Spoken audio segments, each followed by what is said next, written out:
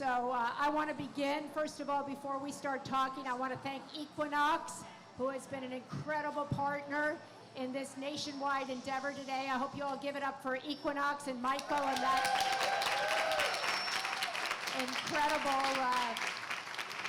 incredible class that was done. My son Patrick told me last year the class was too easy, so he said it should be harder, and by everybody's account, it was too hard. No,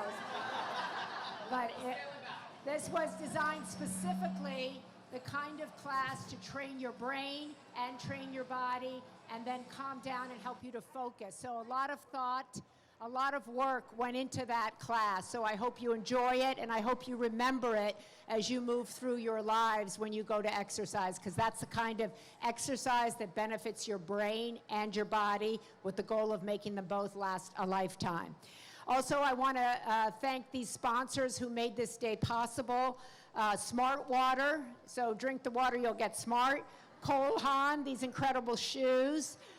New Step, Corral Athletic, Teresa Herbert, I don't know where you are, there she is. She is also a child of Alzheimer's like me, and really put her money and her mind into making a difference and donated all of these beautiful leggings that everybody is sporting. So everybody's saying how incredible they are, so I want to thank her so much for that. American Senior, Axivant, Truist Skincare, Lifetime, the premier media company for women, has signed on to partner with us this year, which is a huge thing. Home Care Assistance, AFAA, and Beats. Beats has developed these beautiful purple beats in honor of the Women's Alzheimer's Movement and Move for Minds, because music activates a part of the brain where memory is stored. And so I'm really glad that they have joined in with us. Also, I want to thank all the people who came to the marketplace, and then also Home Care Assistants, who at the end of the day, we're going to announce that they've given out respite care for caregivers, because what caregivers need is time off, because caring for somebody with Alzheimer's is 24/7. So I'm really happy that Home Care Assistance has partnered nationwide with us. And I hope all of you know that this has been going on all across the East Coast. We started this morning early in New York and Washington and Boston and Miami. Then we moved to Dallas, and now we're here. Los Angeles, Irvine, and San Francisco all simultaneously. So 8 cities all across the country. All of you have raised $500,000 online, which, and as Natalie, who raised the most, where's Natalie? My great friend Natalie, who raised the most money, she and Claire. Natalie Edmonds, along with raised, as she said, all from friends. All from friends. People gave, in her village, gave her and Claire money. My great friend Suzanne Todd, wherever she is, she's here. She also raised incredible amount of money. Cheryl Lowe also raised a huge amount of money. And I think somebody else, so Sherry Wachtel, $7,000. And so these incredible people raised money in increments of $25, $100, $1,000. So I think that just tells you how much power each and every one of you have to ask your village, to ask your community to support you in something that you care about. And that's all of that money that's raised is all going directly to researchers to try to figure out why women are disproportionately impacted by this disease. One of the main goals of this event is to let people know that women are 2/3 of all the brains being impacted by Alzheimer's, and nobody knows why that is. So every 66 seconds, I know my kids said this at the beginning of the day, a new brain develops Alzheimer's, and 2/3 of those are women. And nobody knows why that is. And that's why we have this event, is to try to fund research into that specific question. And as I always say, that's not sexist, it's just smart, because we're going to where the majority of the cases are, and we're trying to find a solution that will benefit not just women, but men all across the globe. Alzheimer's is the most expensive disease in the United States today. It's on track to bankrupt the country, and it will only stop if we find a cure, or if we find a multi-cure approach. And so that's why I'm super happy that the people that are up here today are involved in this multi-pronged approach. Alzheimer's is complicated. It's complex, and so it won't be some little pill that you're going to be able to take that's going to solve it. And so everybody here has a different area, whether it's exercise, whether it's caregiving, whether it's women, gender-based research, whether it's nutrition, the gut, or meditation. All of this is critical in saving your brain, saving your mind. So it's one thing to get older and be in shape physically, but if you don't have your mind, what does it really matter? So that's what this day is all about, as I said, is raising money to research our minds and getting information about what you can do today for yourself and pass along the information to someone you love, what they can do to save their minds. Let me just also mention that Rivet Revolution, I have these little bracelets on. We did a whole set with them with gray matter, white matter. You can buy it over there, and purple to get you to look down and think about the gray matter in your mind, the white matter, and purple being the color for Alzheimer's. I also want to thank Lyft. Lyft has been an incredible partner, so I want to thank them.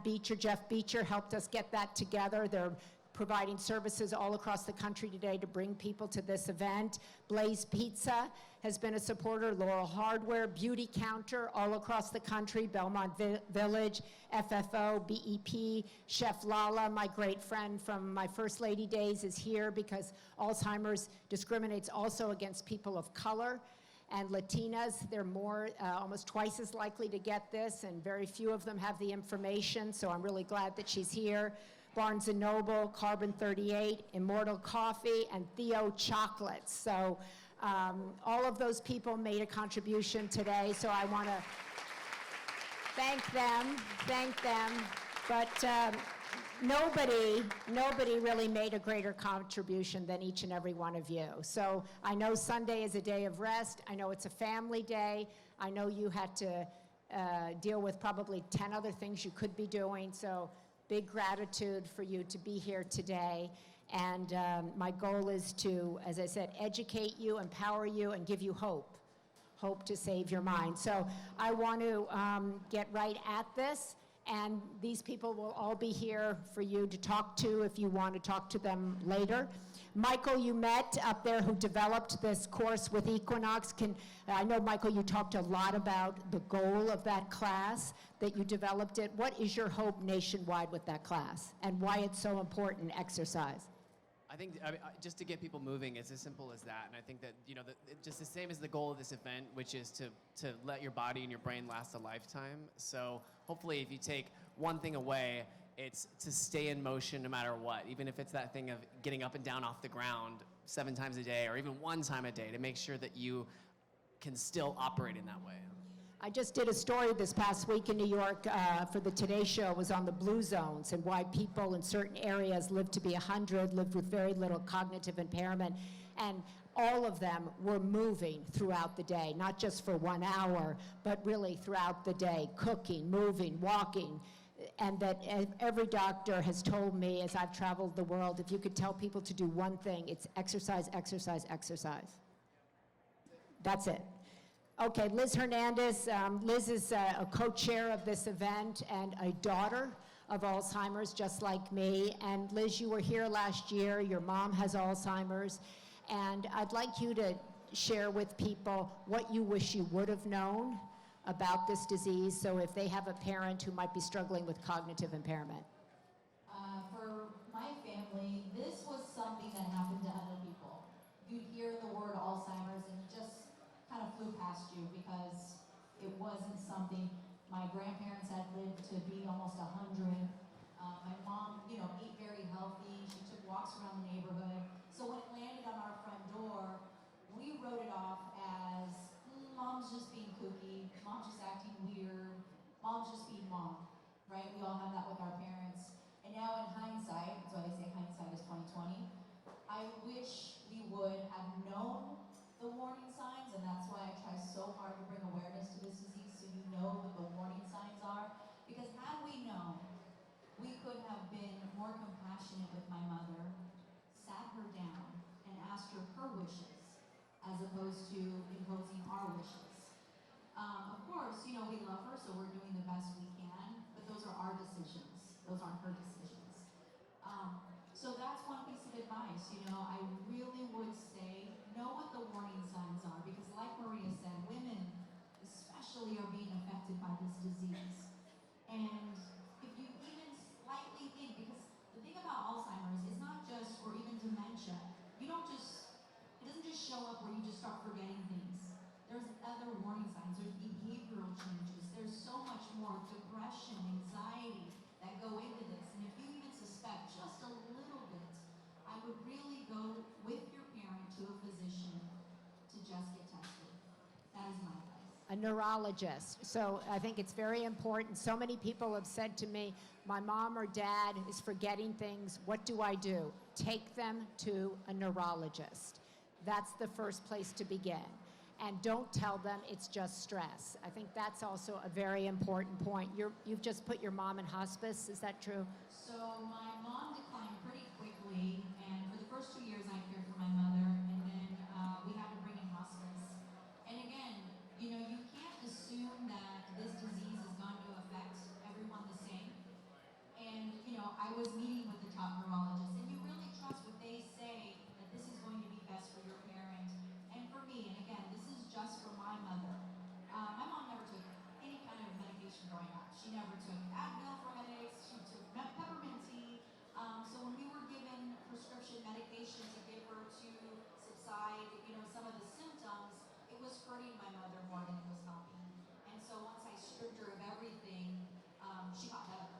And so now she is on hospice, but she has we've seen a great incline in her, incline in her health. She's doing much better.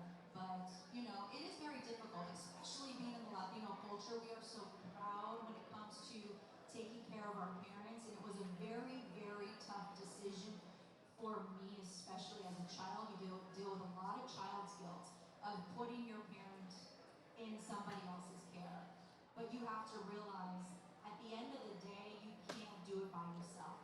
It really does take a tribe to take care of someone with Alzheimer's. One of the other things that we know is that 2/3 of all the caregivers in the United States right now are women as well. And these are people who are parenting, they're partnering, they're working full time. And one of the big things I was testifying in Washington is to try to get an educated workforce, a caregiving force. It's an exploding field. And also taking the stigma away from people who feel they might need support with caregiving. Dr. Roberta Britton here on my left, we have been friends and working in this space for many years. She's way ahead of me. One of the leading researchers in this space when it comes to why women are getting this disease more than others. Roberta, what can you tell us today, June 4th, that we didn't know a month or 2 months ago? So what I can tell you is actually good news. I'm so excited. So we all know, and I'm pretty sure that this audience knows, that there's a risk factor gene, the ApoE4 gene, which is the primary risk factor for developing Alzheimer's disease. There's actually Can you speak a little louder? four actual risk factors. One is age. Alzheimer's disease is a disease of aging. Being female, having the ApoE4 gene, and having a mother with Alzheimer's disease. And that is true for both women and men. Having a mother with Alzheimer's disease increases your risk. That's the bad news. Here's the good news. The good news is having the ApoE4 gene, having a mother with Alzheimer's disease, being female, and being elderly are risk factors. They're not absolute determining factors. So what happens if you're ApoE4 positive? Okay, here's the connection. If you have a risk for developing metabolic syndrome, a dysfunction in your metabolic system, your ability to metabolize glucose, that actually puts you over the edge. Being ApoE4 positive is absolutely not a determining factor.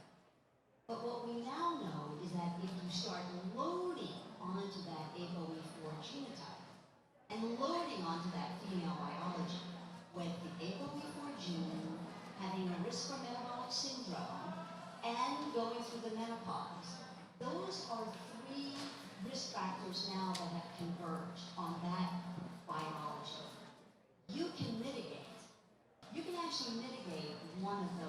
How do they mitigate? Give them some positive information. Exercise. Okay, in addition to exercise. You are what you eat. Okay, explain that. So essentially, Swedish fish, no good. Okay. so we think about the Mediterranean diet. The Mediterranean diet is really a diet that is relatively free of saturated fats. It doesn't have potato chips in it. It doesn't have, a bag of taco chips. It's fish. It's very low, in meat. It's high in vegetables and greens and red wine. So it's real food. I mean, I think that's, people ask me all the time, they say, I hear if I take turmeric, it's okay. I hear if I take a supplement, and David will talk about that, that'll make it okay. What is it? So essentially, you have to remember where you came from. Where you came from, biologically, is a biology that had very little glucose and lots of exercise. You walked out of Africa. We all did. We didn't take a flight, we didn't take a train, we didn't take a boat. We walked. And our portion of food was that much for the day's journey. Now, I'm not suggesting we go back to those times, but I am suggesting that we are much more conscious about what we're putting into our bodies. And obviously, this group is singing to the choir. But I think because women are the, if you will, the CEOs of their homes, right, and the CEOs of the family health, that as CEO, and because you are going to be dealing with everybody's life choices, you can actually make that executive decision about what goes into the kitchen. Roberta, David and Christina are going to talk about food in a second, but I think the big question that women very often have is are we getting this because of our hormones? Are we getting this because of menopause? Are we getting this because of pregnancy? What is the reason that women seem to be at risk? Yeah, so it is because as women we go through this transition of the perimenopause and the menopause. And just like puberty, I know most of us go through this transition just fine. And then there's a subset of women who have a great deal of difficulty going through that. They become depressed, they now have metabolic disorder, they develop insulin resistance, and these are signs that you are beginning to walk down a road that's unhealthy for your brain. The other important feature to this is this low-grade inflammation. Okay? The low-grade inflammation. And that's the kickstarter. That's the kickstarter to many other downstream metabolic dysfunction. Regulate inflammation. That gives me to David. You talk a lot about inflammation. You talk a lot about gluten. You talk a lot about diet that Roberta was talking about. What do you think? Why are you hopeful? You've just come out of a conference. You're very hopeful that we're at a juncture where we can really improve our lives.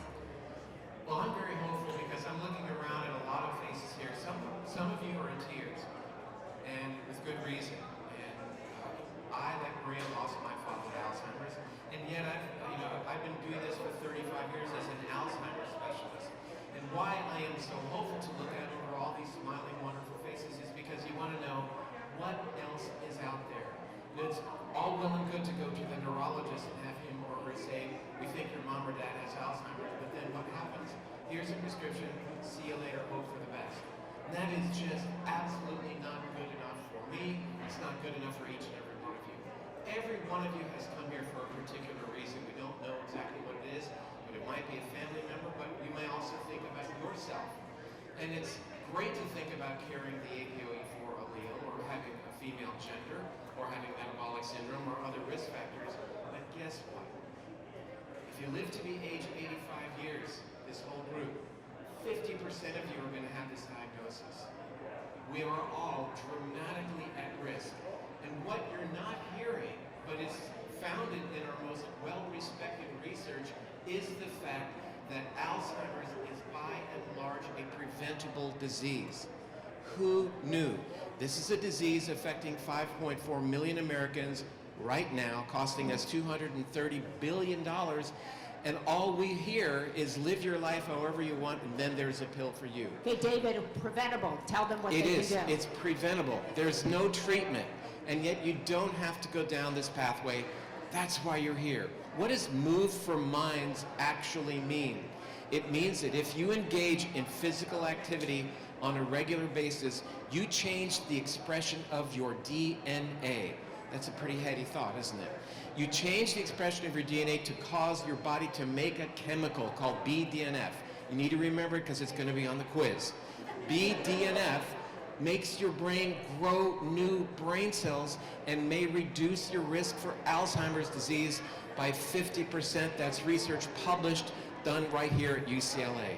That's what it's all about. So BDNF. So give us another thing. Give them another thing. Exercise. We hear a lot about exercise. We're in a gym. We're creating BDNF. What else? We're eating a mind-healthy diet. That's important. Think about that. Whole foods. Give them something else. All right, the first three things are aerobic exercise. The next thing is aerobic exercise. Third thing is aerobic exercise. That's what it's all about. Other LOL. Give them things. something else. I'll do it. I'm leading Come on, in, move it, Maria. move it. I'm leading in Move aerobic your mind. exercise. Give them something else. Okay. Other things. Add turmeric. Maria mentioned it a little while ago. DHA, this very critically important omega-3. DHA also stimulates the growth of new brain cells. There are new things that are going to become available, like whole coffee fruit concentrate, resveratrol, lots of things that you can participate in that increase BDNF. The two take-home messages that I will plead for you to take home are: increase your aerobics, understand, yeah, you're going to look good, you're going to feel good, but you're treating your brain and resisting Alzheimer's, and keep your blood sugar levels really, really low. 100 to 105. Your doctor's going to give you a pat on the shoulder or who knows where, and you're going to think that's okay because you're not diabetic. Not good enough. David, let me just stop you there because Liz had a good point. When we hear so much about inflammation, what causes inflammation? How can they reduce inflammation today? Inflammation has its genesis in the gut. And I'm a brain specialist. I'm spending my entire career now dealing with the gut. When we change our gut bacteria and threaten our gut bacteria, our gut becomes leaky. Various chemicals get out of the gut, stimulate the immune system that makes chemicals called cytokines that damage the brain. Alzheimer's is an inflammatory disorder. Second time this morning you heard that. That's on the quiz as well. Alzheimer's is related to diabetes. Blood sugar goes up, you quadruple your risk for this disease that has no treatment if you choose to become a type 2 diabetic. How do you choose? By eating improperly. We need a diet that's higher in fat, that's absolutely higher in fiber to nurture your gut bacteria to reduce that leakiness, and by all means the sugar and, importantly, the artificial sweeteners have got to go. About 4 weeks ago in the Journal of the American Medical Association was a huge study that was published showing that if you drink one or more diet drinks a day, you triple your risk for the disease, which is the reason we're here today. We have to scream this message from the mountaintops because people think, well, no more sugar for me, I'm going to drink diet, this and that. Wrong information, and it's not that I'm just here telling you this today. This is what our most well-respected peer-reviewed research is telling us. Do you believe in probiotics, Roberta? I believe actually in this gut inflammation connection.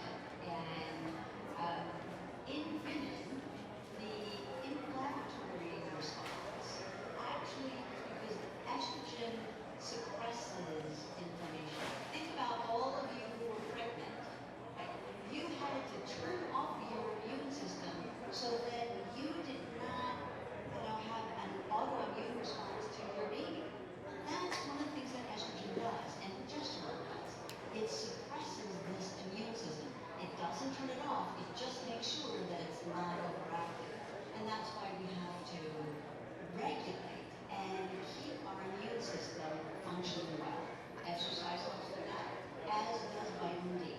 I just want to be clear because I want people to be leaving here with really concrete steps that they can take. And everybody's heard over and over about exercise. We all can leave here knowing sugar, should be eliminated. I have a problem with this. I talk about you should eliminate sugar, but I don't do it, and I have a problem with it. I admit it, but there it is. We're here to help you, Maria. So I need help, but get rid of artificial sweeteners. Eat more whole foods, less processed foods. Think about your gut.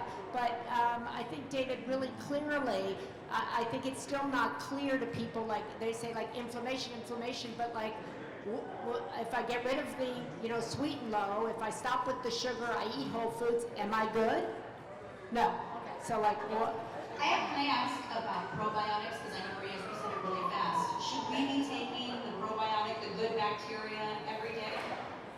I think probiotics are fantastic, a great idea, but you've already got all the right species within you right now as you sit here. What you've got to do is nurture them so they can make the chemicals like butyrate and other things to keep your brain healthy.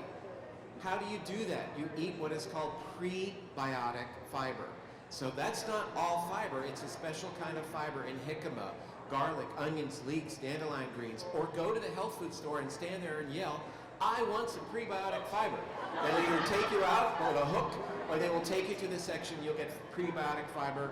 Acacia gum, acacia tree in Africa, puts out a fiber that is wonderful for your gut bacteria.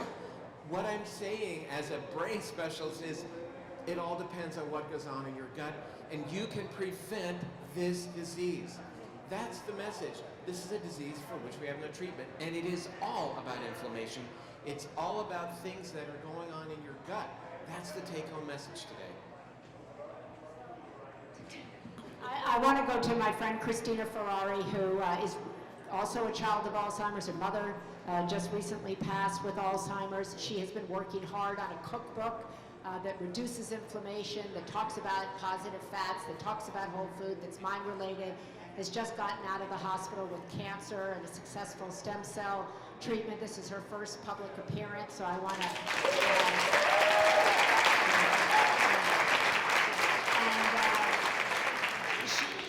you attribute your getting out of the hospital 2 weeks early and doing this well because you changed your diet. Well, I changed my diet years ago, but I just wanted to mention, I see a lot of young faces here today, a lot of young faces that are going to be having children.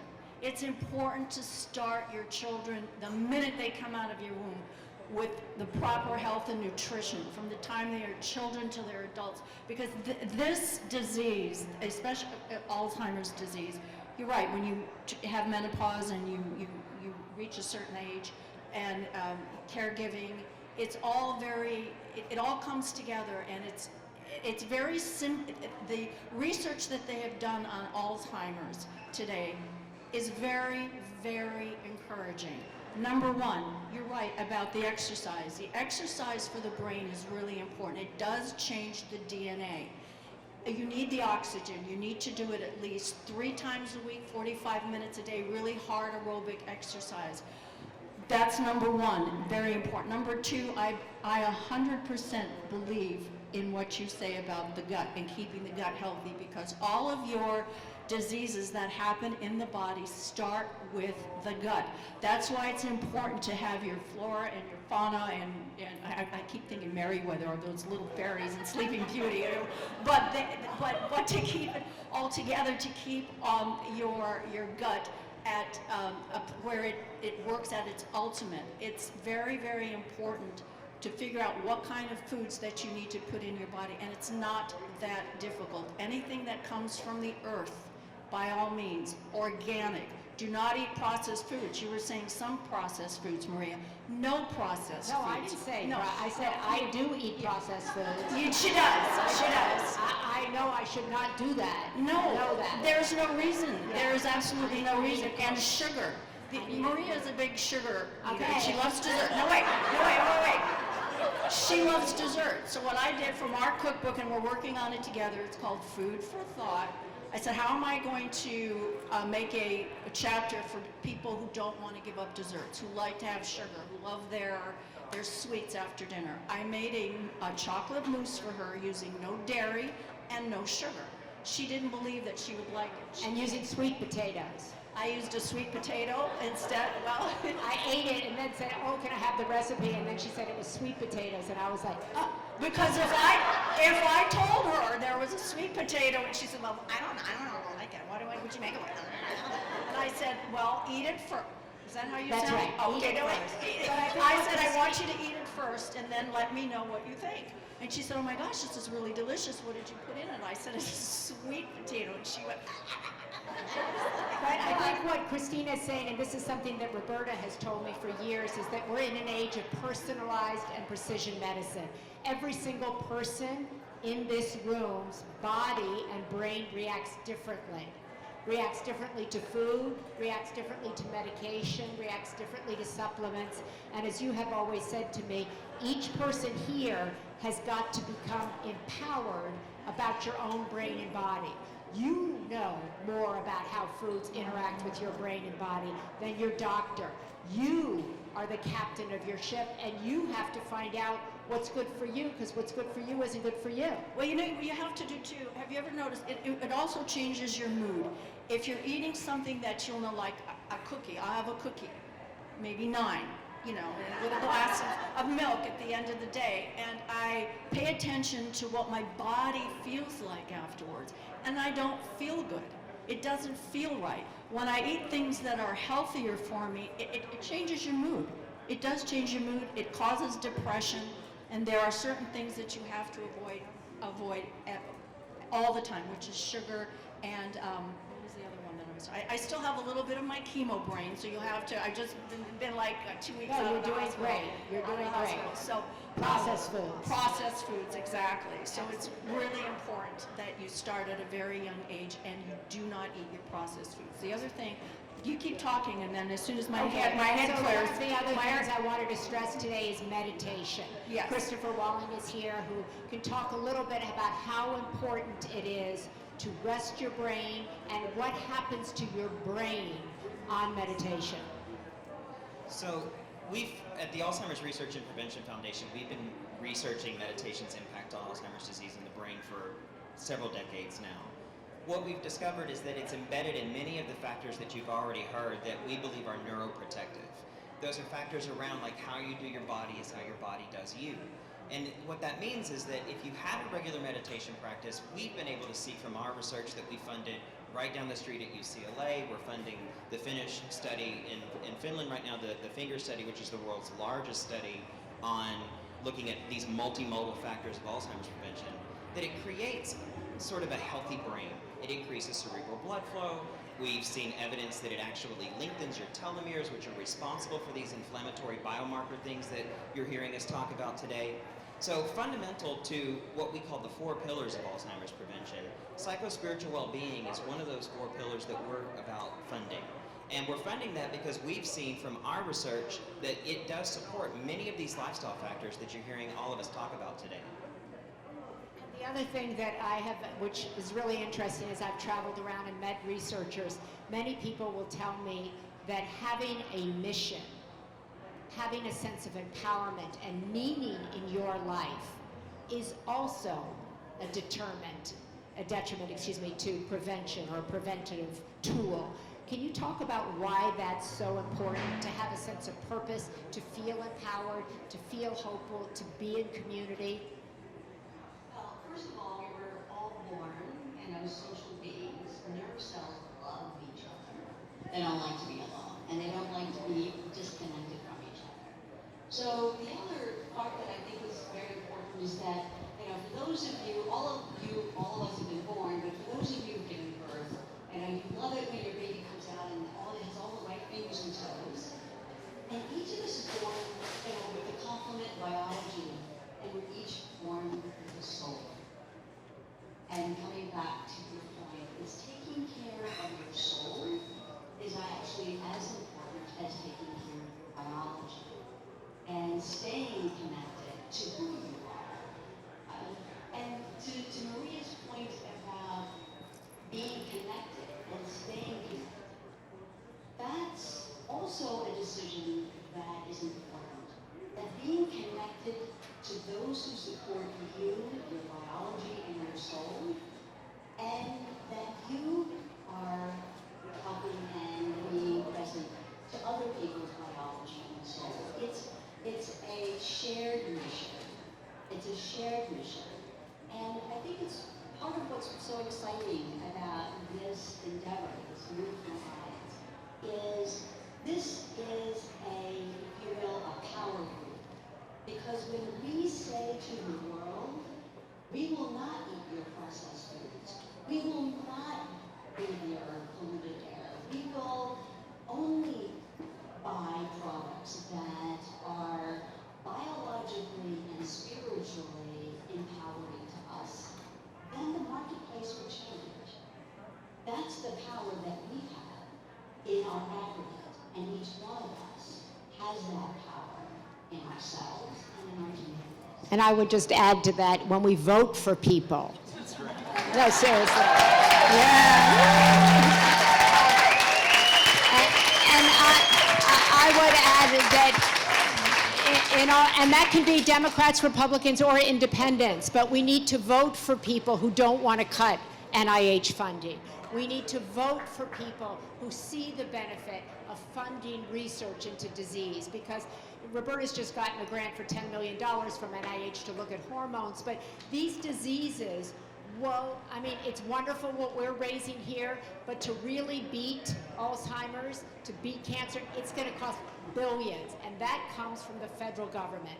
So, that's right, but that comes from you voting for people who care about this, who care about caregivers, who care about these kinds of issues.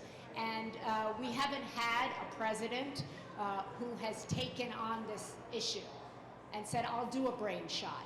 I'll fund the kind of research that will stop this disease in its tracks, because it's on its way to bankrupting this country. So we have tremendous power when it comes to food, when it comes to the people we spend our time with, when it comes to decisions about exercise, but we have a huge opportunity when it comes to voting, to vote for people who care about caregivers, who care about brain science, who care about funding NIH, and that's huge. Okay, Yeah, but then they're funding things like GMOs. I just read a couple of months ago in the newspaper, they took an apple, they genetically modified the apple, so when you cut into it, it doesn't turn brown. And I thought, they put chemicals in here so it won't turn brown. What happened to slicing it open and put a little lemon juice on it? But instead, they're funding to alter our food, and that's not good for us either. You're eating chemicals. So that's where we have to come back to being empowered individuals, empowered citizens. And so I'm going to just go down this thing and ask everybody to leave everybody here with one tip that you think will make a difference. Michael? Absolutely. I'm really glad you asked that, because, you know, obviously we said exercise is important, and David saying aerobic, which is true. But if you notice today in the class, everyone, it works so beautifully up there like this mandala, and the reason why was because you guys were open. That was, I can guarantee that was probably new for most everyone, but because it's an event and because we're all here for this cause, everyone was open to trying something new.